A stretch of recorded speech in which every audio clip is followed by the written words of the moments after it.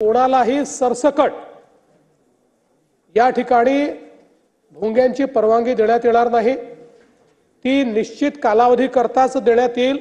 ज्या ठिकाणी उल्लंघन होईल 55 डेसिबल आणि 45 डेसिबलचं त्यांना पुन्हा परवानगी देण्यात येणार नाही। जे काही भोंगे असतील त्याची जप्ती केली जाईल। या संदर्भात ताईंनी जी मागणी केलेली आहे त्या मागणीनुसार याचं तंतोतंत पालन होत आहे की नाही याची जबाबदारी संबंधित पीआयची असेल। पीआयने प्रत्येक प्रार्थना स्थळात जाऊन हे चेक केलं पाहिजे की भोंग्याची परवानगी घेतली आहे की नाही। जर डेसिबल पेक्षा जास्त अशा प्रकारे आवाज येत असेल त्यांच्या परवानग्यांना रिन्यू न करणे अशा प्रकारची कारवाई या संदर्भात केली जाईल आणि अतिशय कडकपणे याचं मॉनिटरिंग जे आहे ते केलं जाईल। याचं तंतोतंत पालन केलं पाहिजे ही जबाबदारी संबंधित पीआयची असेल। त्यांनी ते केलं नाही तर त्यांच्यावर कारवाई होईल।